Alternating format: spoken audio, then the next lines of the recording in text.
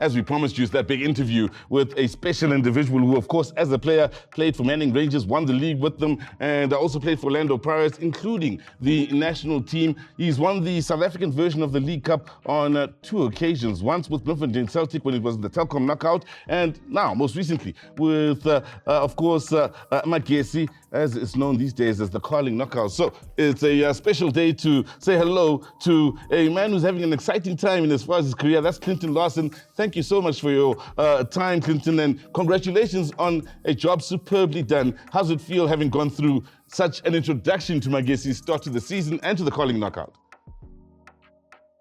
Thank you so much, Sizwe. Yeah, it's been an amazing journey. You know, firstly with promotion in May, and now following that up, within 6 months of being crowned Carling champions.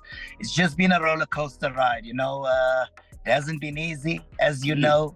3 away games in the cup leading up to the final, but not going to extra time in any of the games, and grinding results every single game all the way through to the final. It's just been an amazing effort by the boys, you know, and it's just a real fairy tale story for this little club from Molechi, Polokwane.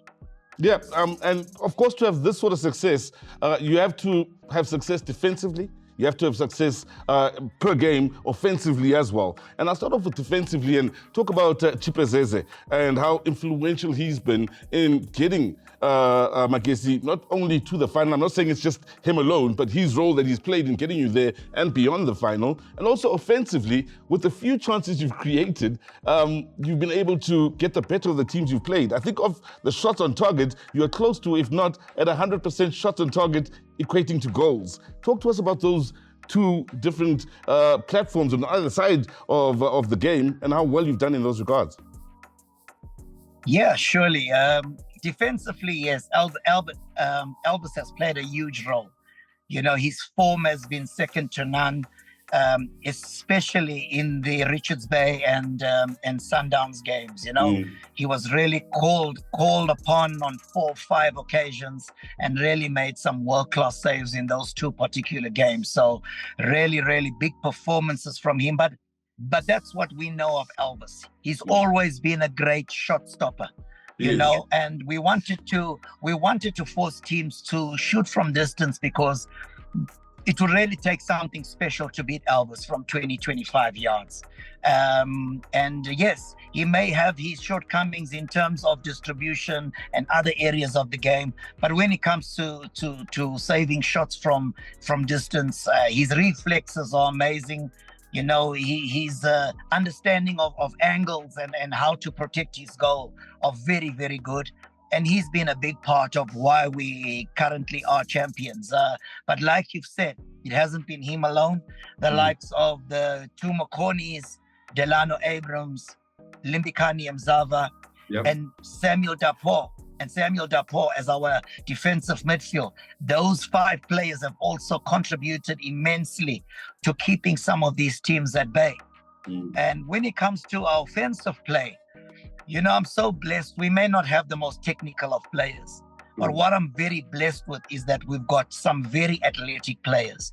When you look at Wonderboy Makubu, Tsepo Mashiko, Tsepo Kakora, Diolin Mekoa, Chiram Vedare, you know, some of these players and the mileage they do each game, the amount of pressing they do, the shifting they do. We're not a team that has a lot of the ball. So they've bought into that fact. They've bought into that fact, knowing that we may not have a lot of the ball, but there are areas we're very strong at. And they really enjoy the defensive side of the game as well. So I'm blessed as a coach to have such players who have bought into knowing our true identity as a team.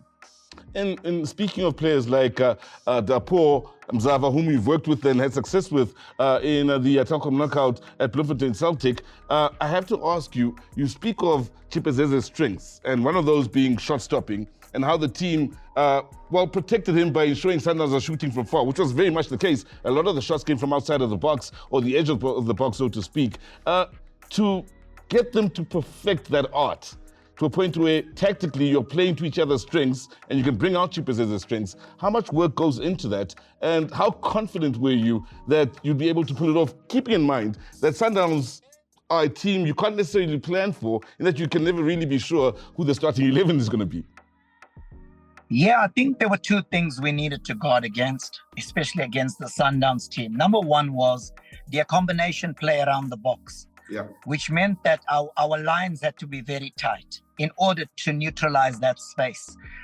That was one of the things, and that would then force them to have shots from 20, 25 meters, as was the case. The other thing we had to guard against were their fullbacks, pushing high, pushing wide, and making sure that, you know, they are taken care of with the diagonal ball or with their penetration down the side. But we were also confident that with maybe just Shalulile, aerially, who can pose the threat. There aren't, during open play, there aren't really many Sundowns players who could come in our box and win a header. You know, so even Ikram Reyners, it's not his strength. So we knew that we'd rather deal with the crosses, make sure that we pick up Shalulile in particular tight. And if we'd done those two things well, we stood a chance to get a shutout. But unfortunately, Reyners did score. We were late to close him down with a penetrating pass to his feet, and they did score. But we also knew that we'd be able to create some chances of our own. We only created two and scored two, and 100% record. I'm proud of that. Also, how apt was it that this game was in Bloemfontein, a place, like I say, you and Zava were there, but a place that you were at home at for so long? How good was the feeling of having success in Bloemfontein, considering your history in Bloemfontein? Oh, yes, it's my second home, Sizwe. It's a place where myself and my family have so many fond memories. We actually thought we'd retire there, live there forever. You know, it's only recently that we sold our property, you know. So we really, really love the place. And, you know, playing in front of those supporters, it's it's an honor, it's a privilege, you know, to play in front of such supporters. And to go back to them and to have them, you know, call you and applaud you and sing your name is just, it's an amazing feeling. Not many get to experience that. Yeah, so I don't know if this was written in the stars, you know, for this final to be in Bloemfontein and to win it in the way that we won it, being totally dominated, totally. And we knew that going into the game. We're not a pretentious team, and I'm not a pretentious coach that's going to talk about possession and build-up play, because we just don't have the players to play that way. And like I said, I'm very, very lucky that the players that we do have bought into who we are, and can still try to win football games knowing who we are as a team. Now, before I have to let you go, I have to look at your life story as a footballer. You won the league with Manning Rangers. I remember I was still in high school back then, and very much a surprise maybe to some of us youngsters watching back then, but as the underdogs, I think it's safe to say. Your first game against Mamelodi Sundowns for Crusaders, with the likes of Zain Musa on the other side, I think it's safe to say you were the underdogs then. You've had the Telkom knockout victory over Sundowns as the underdogs with Celtic, and here you are with Makiesi. I mean, underdog is an understatement in this case. Your career as it is, do you think it set you up nicely as a coach to be able to stand up to the bigger guys as the underdog? Yeah, well, I've always been an underdog. I keep talking about this, whether I was a player playing for the smaller team before I went to Orlando Pirates, you know. Manning Rangers was an underdog team. I could say the same of Crusaders United in that debut season you talk about. We were underdogs, you know, and surprised a lot of people as well. And yeah, that was a great experience as a young, I think I was 17 going on 18, playing against the likes of Harold Lagodi and Zain Musa and Iwi Kambule. You know, it's like it was yesterday. Yeah, I'm saying what a great team, the great Roger Fatumba.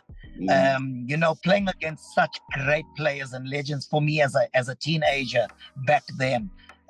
I really never thought, this journey would take me to where I am today. You talk about being in high school, you're giving my age away. Giving my age away as well. But Clinton, not going to take up too much of your time. I'd like to firstly congratulate you for your success with Magesi, but also as a servant of the game, a true servant of the game. We talked about all the years going back to the early 90s, your time with Manning Rangers, the memories you guys gave us under Gordon Nicholson then, your time under Clive Barker with the national team. That's just as a player, Orlando Pirates as well. And what you've done as a coach. We'd like to thank you so much and congratulate you. And long may you remain a great servant to the beautifully South African game and just enjoy the success you're having right now. Thank you so much, Sizwe. It's a great pleasure being on this platform. And yeah, we're going to keep fighting. We've got 24 league games to play. It's going to be a long, tough season ahead of us. We'll just keep trying our best. Thank you so much for having me. Pleasure's all ours, and looking forward to the next time we have a chat, yeah? Pleasure. Sure.